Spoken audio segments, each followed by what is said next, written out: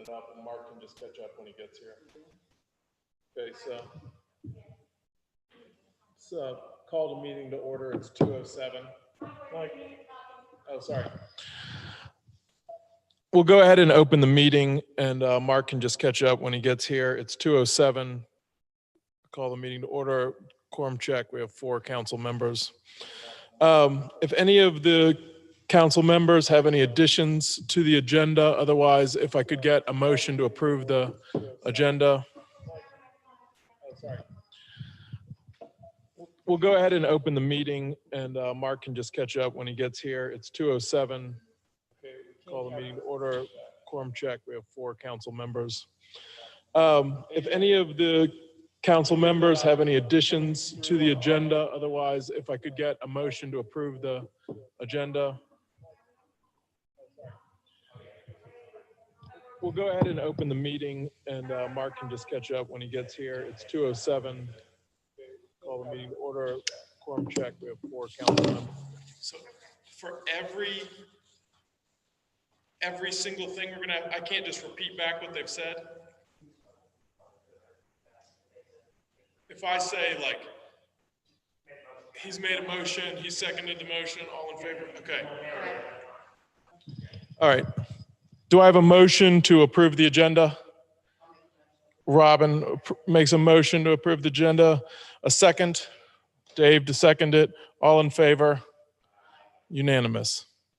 Okay. If everyone's had a chance to approve the minutes from the previous thing, if there are no additions or amendments to it, could I make a motion to approve the minutes from the previous hearing as they've been presented to us? Glenn makes a motion to approve. Do I have a second? Robin seconds it. All in favor? The vote is unanimous. Okay, that brings us to number 4 on our agenda, the new business, the special use permit for Brookings Fly Shop.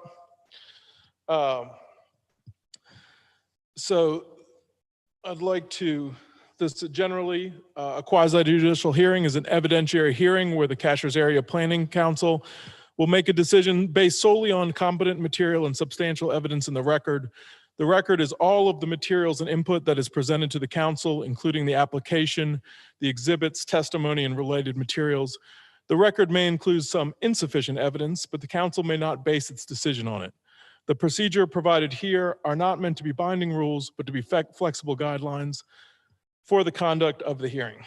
Okay, so at this time, I'd like to open the hearing of, what are we calling it? The special use permit for Brookings Fly Shop. At this time,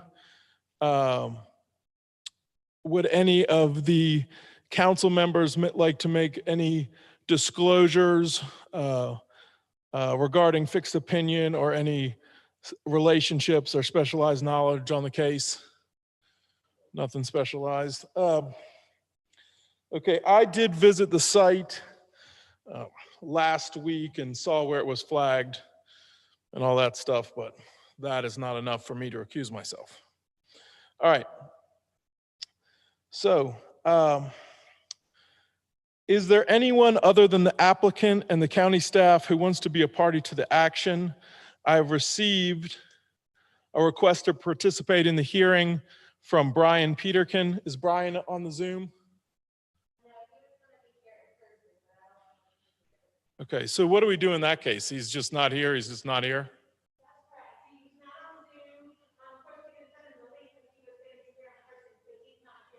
Okay, so.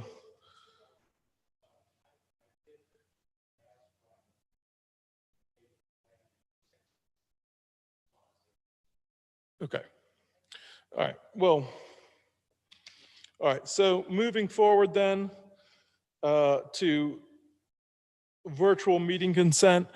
All parties for consent to the meeting to be held in a virtual format. Does Jackson County consent?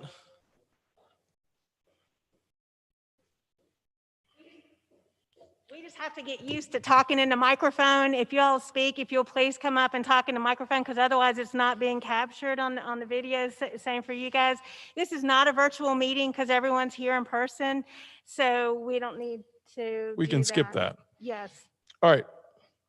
Fair enough. Do people need to be sworn in on microphone? No. Yeah, so they can, we can. Just stand in If you or place. So Allison, yeah, you can do all that from where you persons, are. including county staff and consultants who intend to participate, that would be you and your group also if you're going to give evidence, Steve. So do you affirm that the evidence you shall give to the board in this action shall be the truth, the whole truth, and nothing but the truth? Do you so affirm? I do. Yes. Okay, thank you. All right. That brings us to section 7, evidence. The presentation of the staff report. Are you handling that, John? All right, thank you.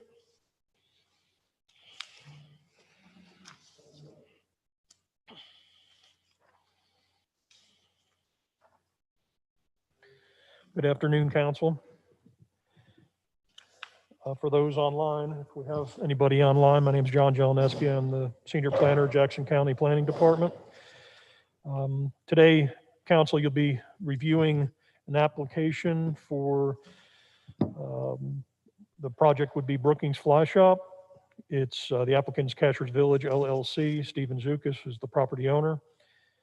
The location of the property is on Flashpoint Drive. You can see the highlighted area here. There's 2 properties. There's property here, and in relationship to, there's the crossroads. It's just on the southeast side of Cashiers Lake. The PIN numbers for the properties are 7571-485-776 and 7571-487381. It's a total of 3.17 acres. This property is in the general commercial district of the jurisdiction. The applicant is proposing the construction of a 7,776 square foot retail structure on 3.17 acres in the general commercial district. The ingress egress for the property will be from 2 locations. First on Flashpoint Drive, which is kind of splits the property right here. And then the other access on the lower property, this property here has access to Cashiers Lake Road, which is their second access. The Flashpoint Drive is a private road that does connect to secondary road 1112, and that's approximately 350 feet away from the property line here off of Flashpoint. Both Cashiers School Road, which Flashpoint connects to, and then also the second access, which is Cashiers Lake Road, both are public roads. The surrounding properties are a mix of commercial and residential uses, which are also in the commercial district. Let me go ahead and, this is a perspective of the building. This is the 2 properties, overflow parking here, which connects to Cashiers Lake Road.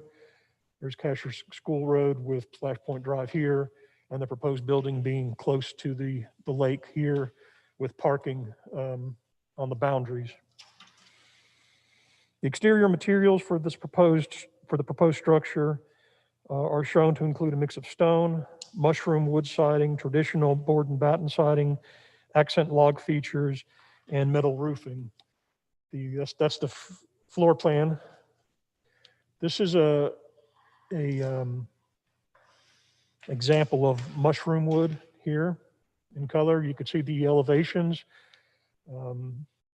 being the front and rear, and then these are the sides.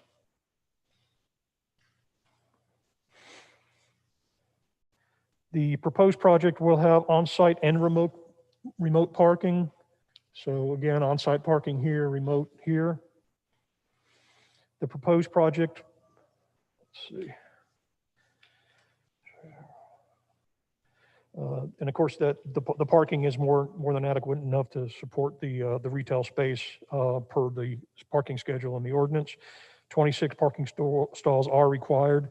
However, provided parking stalls will exceed the minimum number, again, because of the remote parking here. The overall property has an average slope of less than 2%, and the mountain and hillside development ordinance will not be applied to this project. Erosion control, stormwater management measures, perimeter and interior landscaping will need to meet or exceed the Cashiers development ordinance regulations and be shown on the final site construction plans.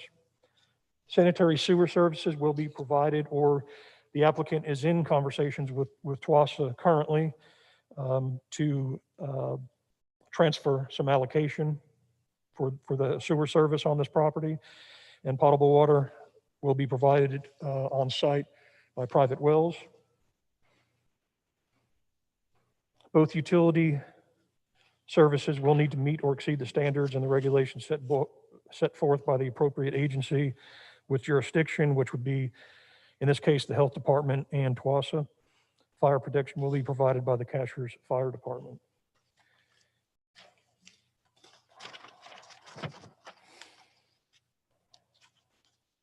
Of course, this review, we're looking at the architectural standards, being that you sit as the design review committee. So we're going to move into that section. The Cashiers ordinance in the county's UDO is section 9.3, which is the Cashiers regulated commercial area. The section that where we're starting is section 9.3.5, which is the site and building design standards. Letter B, the materials. The proposed exterior siding materials shown on the conceptual architectural plan show stone, mushroom wood siding, traditional board and batten siding, and also accent log features, which are on the edges here. You can see on the end of the buildings, there's some log material being used here. The siding materials will continue to the masonry foundation. Number two, the exterior building materials shall be contained or continue to finish grade of any elevation in accordance with the minimum manufacturer specifications. All siding materials will continue to the masonry foundation or slab. You could see that these elevations are showing that. Cornices shall be constructed of brick, stone, wood, precast concrete, or other high-quality, long-lasting material. The conceptual architectural plans appear to show the decorative cornices which would comply with the standard. So any features like that, where you could see underneath the eave here, would be the same type of material that is using on the rest of the building. Architectural accent materials located above the roof line shall be constructed of brick, stone, wood, precast concrete, architectural quality steel, fiber cement siding, or other high quality, long lasting material. The conceptual architectural plans do not show accent materials above the roof line. There is a fireplace stack right here, which will be covered in stone. Moving into Roman numeral 2, which is colors. The applicant has stated that the exterior colors for the proposed structure will be traditional. Colors suggested, such as historic whites, grays, browns, or colors from the rustic color palette.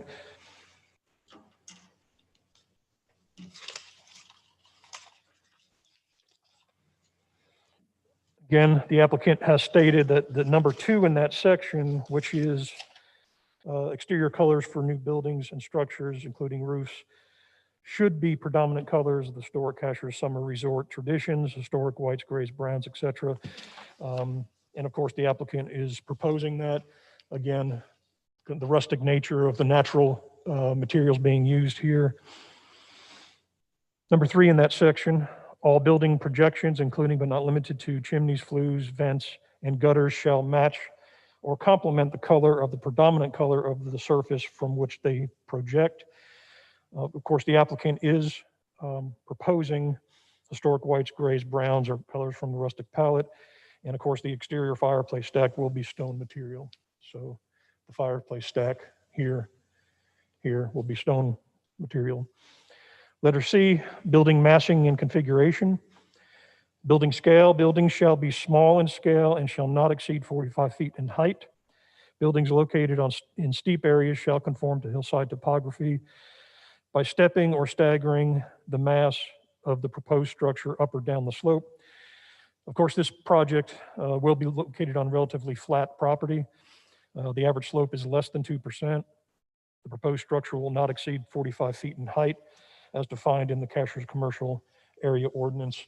It's a one-story structure, and it's not going, remember the way we measure building height is from the finished grade to the mean of the roof line. So in this case, they certainly well below the 45 feet maximum. Number two, visibility. Buildings with visibility from public rights-of-way or public street or pedestrian walkway in the Cashiers Commercial District shall be designed with the following specific limitations. Building masses shall contain or shall maintain a balance of scale and proportion using design components which are harmonious to the natural landforms and landscaping.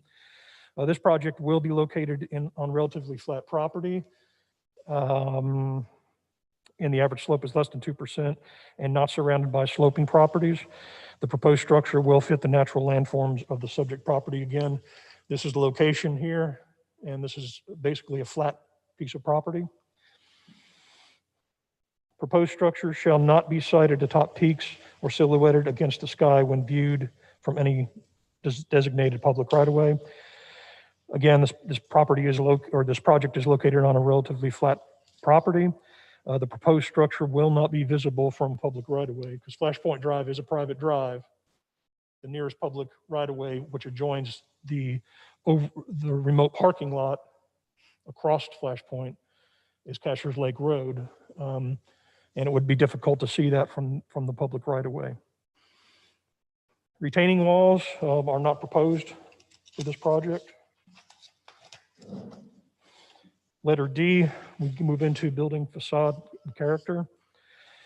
The elements of articulation shall be employed on any building visible from the public rights-of-way. Again, although this building does meet those requirements, it would be unlikely this could be seen from the public right-of-way.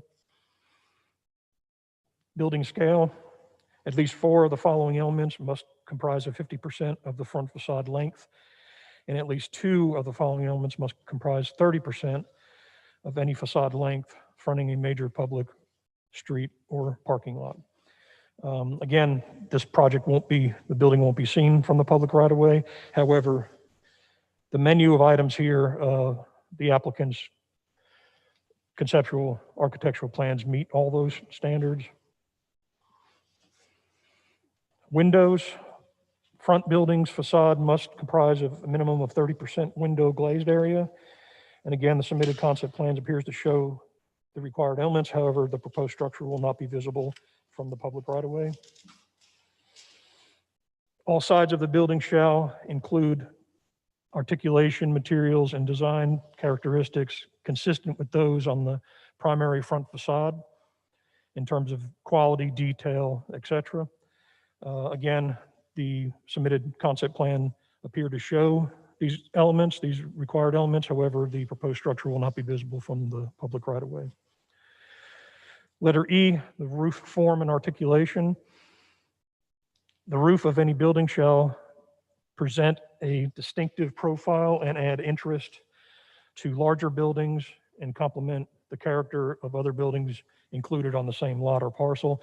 There's only one structure proposed on here. However, you could see that the design of it does have several different roof lines. And it's only one structure, so obviously it meets that standard. Flat roofs are not proposed. Sloping roof buildings, the submitted concept plans appear to show the requirements of greater than 5/12 pitch. You could see that the slope of these roof lines are greater than that. Additional requirements, consistent roof treatments, whether flat or sloping, shall be provided on all sides of the building. And the submitted concept plans show the proposed roof treatment will be metal sheathing, which will cover the entire structure.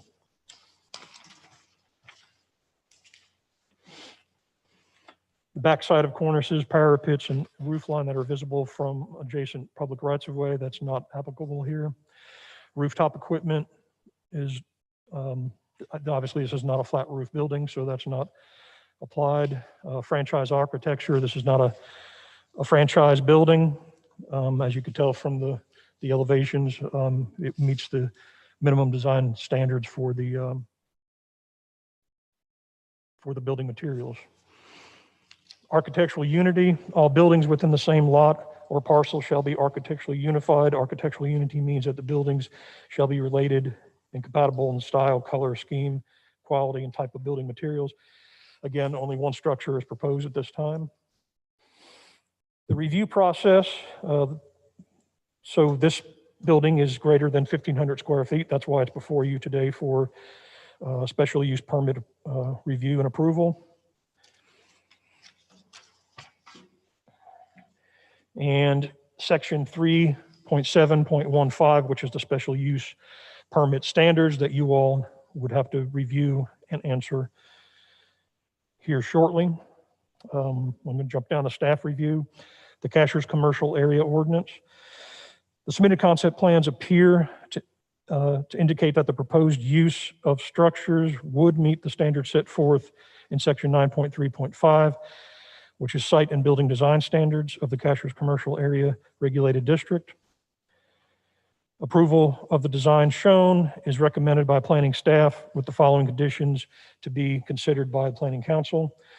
And that is that the applicant shall work with the planning department staff for final approval of architectural plans, site designs, stormwater, and landscaping plans, and comply with the site construction requirements for the entire project. Staff recommendation, Cashiers Commercial Area Ordinance. Approve the proposed Brookings Fly Shop project application based on the standards reviewed and staff conditions identified above. This recommendation is hereby submitted to the Cashiers Planning Council for review of the special use permit standards. I'll be happy to answer any questions. And Mr. Chair, I'd like to submit my staff report as evidence. Yeah, to the if we public. could include that staff report into evidence at this time. Real quick, before I pass this to any of the other council members that might have questions, one question I had is, does this building and this site qualify for our sidewalk requirement? No. And There are why no is that? Well, this is already a parking lot here. There's no, this use is not changing for this property. So this is the only public access area where it touches this public right of way at Cashiers Lake Road. And the use of this parcel is not changing. Keep in mind, these are two separate parcels. Mm-hmm. This is a private road and the ordinance doesn't require sidewalk on private roads. Okay. Do any of the other council members have a question for John?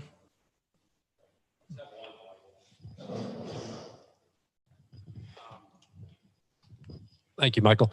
So John, I see like parking on the right, parking on the left, Mhm. and then I get the lawn in the front. Yeah. Where do you, like, is it, because I saw one of the drawings, it does show, do patrons kind of come in and then drive around, or how does that?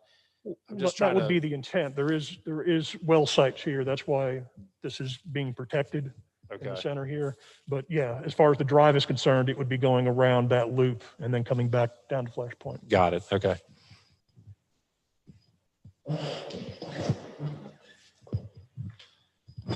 John, is that also the reason why the building didn't have to be sited to the front of the property? Yeah, it's a private road right away.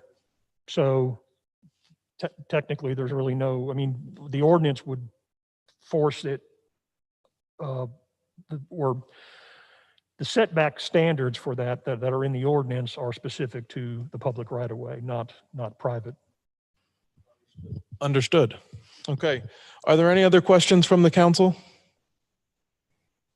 Robin, Dave, you good? Okay.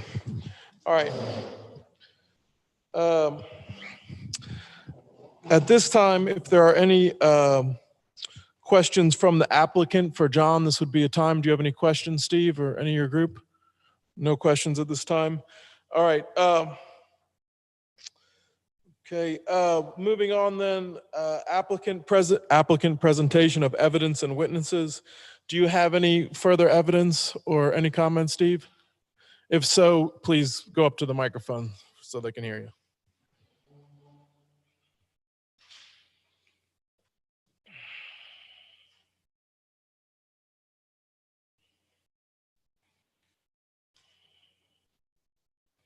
The only thing I would add is that I've attempted to, or in fact contacted all of our neighbors. And one neighbor is here in attendance. One has not been heard from, and the other two both sent me emails allowing me to say that they had seen the plans and approved them. Do you have those emails? I do. Okay, so we'll go ahead and enter them into the record. Good. Where do they go? Just you can give them to Heather at the end. Okay, thank you. That's it.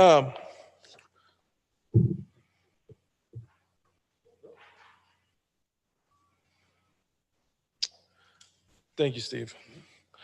Are there any questions from Jackson County or members of the council for the applicant?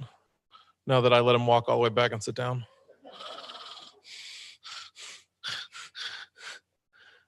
Any questions? No questions from the council, no questions from the county. All right, then.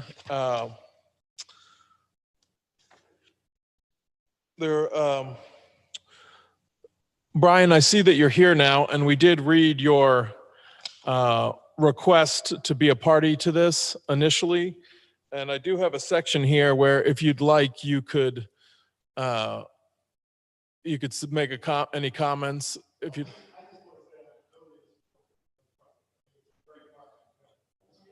If you got it, if you'd keep your mask on and speak from the microphone. This is Brian Peterkin for the record. I'm the neighboring property, and I just want to say I'm totally in support of the project. I think it's great. Good architect, and it'll be an asset to our community. Thank you. Thank you, Brian. Is there any questions from the council or for Jackson County for Brian or from the applicant? No. Okay. So at this time, the applicant has a time to rebut any evidence presented. Would you like to rebut any evidence? Other parties could rebut. Would you like to rebut anybody, Brian? No? Okay. Now you have an opportunity to make a closing statement. Would you like to make a closing statement? You're good. Brian, would you like to make a closing statement? Okay. All right. At this time, this ends the public input section of the hearing, and it is the opportunity for the board to discuss the project. The Cashiers Area Planning Council will discuss the application, whether it meets the requirements set forth in the applicable ordinance, and will make findings relevant to each of these factors based on the evidence and testimony presented. The county staff will be available to guide the Board of Commissioners through the standards of the ordinance. Findings shall be made on each applicable requirement and standard. Are we commissioners? Just read that to be planning council. Okay, it was the Planning Council. So, do I need to read this next part, Heather? The application ordinance is for this hearing is the Unified Development Ordinance and the requirements set forth in Article 3, Section 3.7.15D, special use permits, and Article 9, Section 9.3. Okay, so moving on to my little list here that we get to go through. All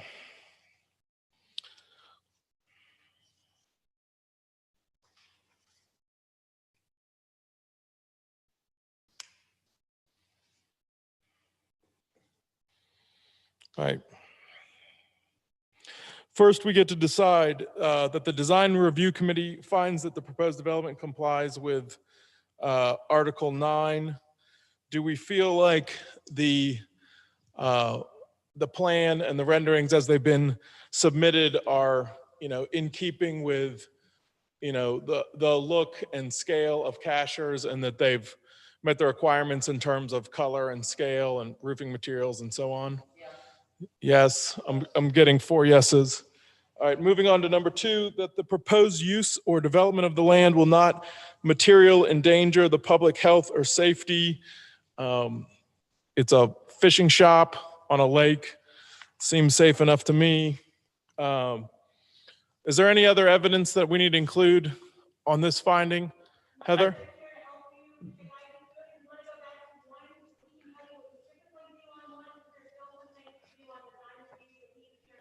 Okay, moving back to, we've been instructed to move back to number 1 by Heather. And Mike, do you have some help for us on number 1? And I think it goes back to our building design standards. What you heard John report to and what's in his report is that they meet the building design standards that you guys worked on not too recently or just a few months ago. So I think if you incorporate those findings into your decision-making process, I think that'd be the guidance. That was staff our would need. intention. We're going to refer to his report on Okay. all of our thoughts. Sure.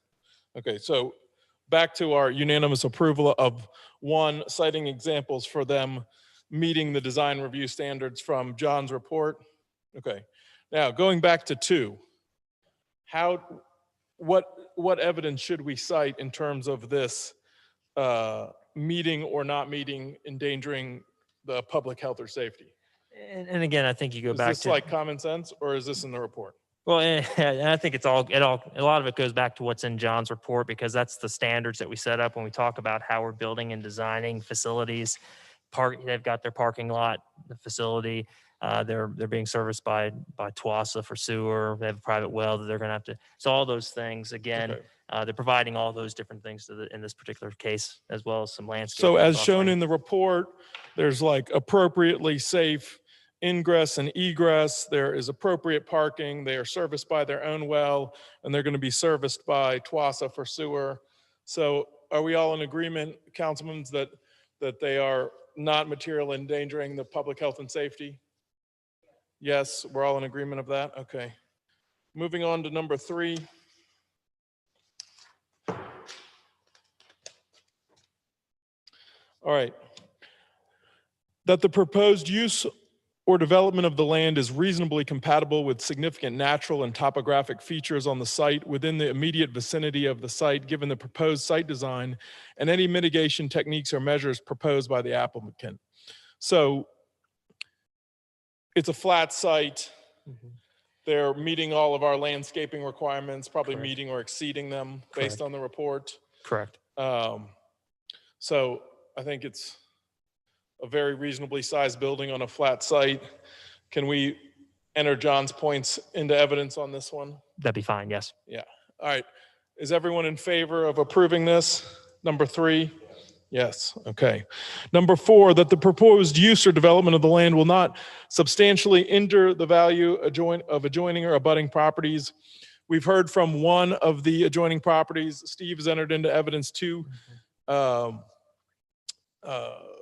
emails from adjoining property owners saying that they're in favor of his project.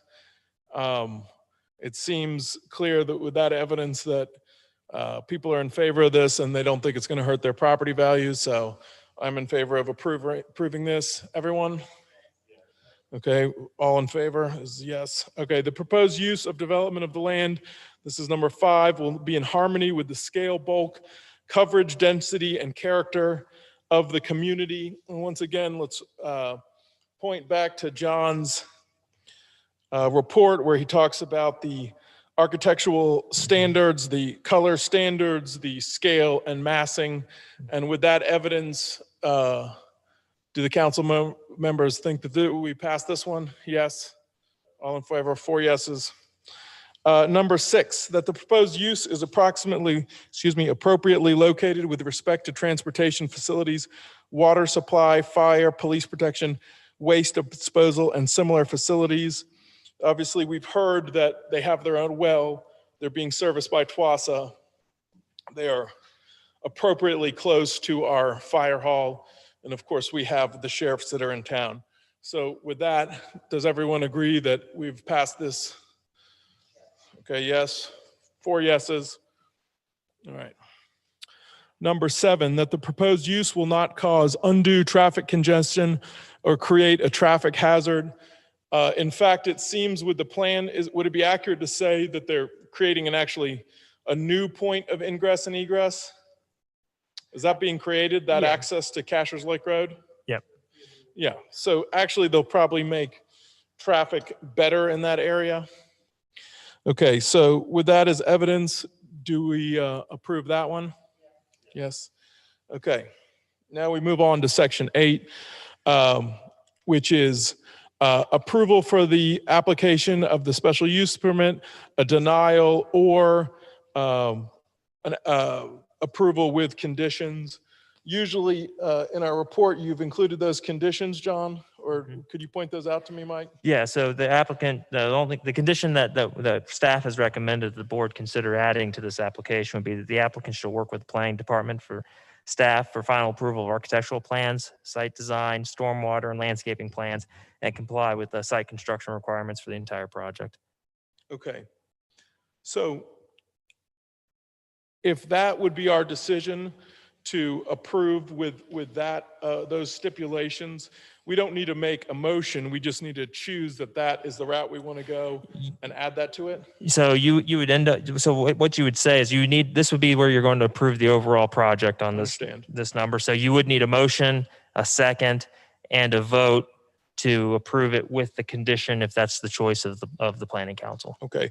Based on the evidence we've heard and this recommendation by county staff, do I hear a motion to approve this special use permit with the conditions that were specifically written down in the staff review? With the conditions? Okay, so Glenn Ubertino has made a motion to approve with the conditions mentioned in the staff report. Do I have a second? And Robin has seconded it. All in favor? Aye, it's unanimous. Okay. So then I believe our next thing is just that we need to, If you'll direct staff to prepare the order and mail that order out for the board, that does not need to be a vote. We can, Yeah. or do you want well, that to be a vote? okay, so we've approved. No. We've approved it with the special conditions. So staff, if you would prepare that order. Yes. Okay, so we're good. And at this time, I think we will call the quasi judicial hearing to a close. And Michael, if I may, real quick, I Please, just have Michael. one announcement to make, and this is a tough one to make, but it's a good one. Caroline Lafreniere, who has been with us for the last almost a little over 5 years, has accepted a position with the Southwestern Commission, which means she'll still be in Silva. She'll still be helping us out in the area, but she won't be with the planning department after our January 6th meeting. So I just wanted to let you guys know that we'll certainly miss having her here and having her working with the planning department, and that we wish her the best of luck. Congratulations, Caroline. Thank you very much for all the help you've given us over the years. At this time, if I could get a motion to adjourn, please. Robin has made a